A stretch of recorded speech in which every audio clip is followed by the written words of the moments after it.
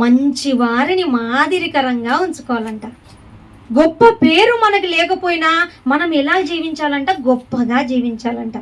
ఏమో మన తల్లిదండ్రులు తెలియక గొప్ప పేరు పెట్టలేకపోయినారేమో, కానీ మన జీవితం మన చేతుల్లో ఉంది కదమ్మా. పేరు మార్చుకోలేం కదా. చిన్నప్పటి నుంచి ఉన్న పేరే పెట్టుకోవాల్సి వస్తుంది. ఒకవేళ మార్చుకున్నాం అనుకోండి, సర్టిఫికెట్లు మారాలి, అన్నీ మారాలంటే చెల్లదు.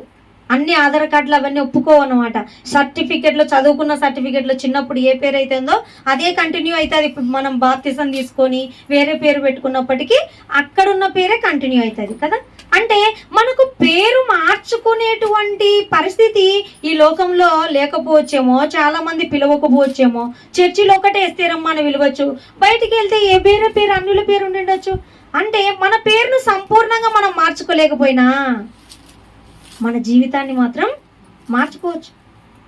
మన చేతుల్లో ఉంది. మన జీవితాన్ని అబ్రహాములాగా నేను ఉండాలనుకుంటున్నాను, మార్చుకోవచ్చు. గుణాలు మన లోపల కదా ఉంటాయి, ఎవరికి అడ్డు రావు. మనకు దేవుని పైన ఎంత విశ్వాసం ఉంది, దేవుడు అంటే ప్రేమ మనకున్న, ఎవరు దొంగలించలేరు దాన్ని. దేవుడు కదా నాతో చెప్పింది. ఇసుక రేణువులు ఎంత ఎంచగలమమ్మా? మనం సముద్రం దగ్గరికి వెళ్ళామనుకోండి, ఇసుక రేణువులు 1, 2 అని ఎంచగలమా? ఎంచలేము. నీకు పిల్లలు లేరు అనుకుంటున్నావు కదా అబ్రహమా, అయితే నీ పిల్లలు ఎలాగైతారో తెలుసా? రానున్న దినాల్లో ఆకాశ నక్షత్రం వలె అన్నప్పుడు మనమైతే నమ్ముతామా? నా భార్య గొడ్రాలు, ఇప్పటికీ నేండ్లైంది, పిల్లలు లేరు, అంతమంది పిల్లలు అంటే ఎట్లా నమ్మాలనుకుంటాం మనమే కానీ ఆ సిచ్యువేషన్లో ఉంటే. కానీ అబ్రహాము గారు మాత్రం నమ్మాడంట. ఆ విశ్వాసమే ఆయనకు ఫలితాన్ని ఇచ్చిందనమాట. నిరీక్షణకు ఆధారమే లేనప్పుడు అతడు నిరీక్షణ కలిగి నమ్మాడంట. అటువంటి ఆ నమ్మకమే మనం కూడా కలిగి ఉండాలి. కనబడితేనే నమ్ముతారు చాలా మంది. ఏది దేవుడు ఉంటే ఒకసారి కనబడమను. దేవుడు ఉండాడని నేను ఎట్లా నమ్మాలి? కనబడితే తట్టుకుంటారమ్మా దేవుడు?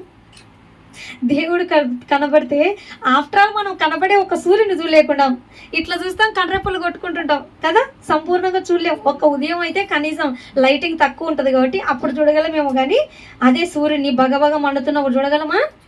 మరి నీతి సూర్యుడు దేవుడు, నీతి సూర్యుని చూడగలమా మనము? చూడలేము. అందుకే ఆయన కనపడ్డు. వీళ్ళేమో కనపడు అంటే మాడి మసైపోయి ఏం కనపడరు కూడా. కనపడు అంటే పొరపాటున ఆయన సరే నేను కనబడతా ఉండు అన్నాడంటే, సరే నేను కనబడతా ఉన్నాడు, చూడడానికి వాళ్ళు ఉండాలి కదా. ఆయన ఏం కనబడతాడు? ఆయన వీళ్ళు కనబరాలు కాబట్టి భూమి మీద ఆయన కనబడకుండా ఉన్నాడు. ఆయనే కనబడితే వీళ్ళుంటే కదా ఫస్ట్ చూడనీక. ఎంత బాగా అంటారో, దేవుడే అని ఉంటే కనబడమను. ఉన్నాడా, కనబడుతున్నాడా దేవుడు? ఎప్పుడు దేవుడు దేవుడు అనుకుంటా అని అంటుంటారు తెలియక.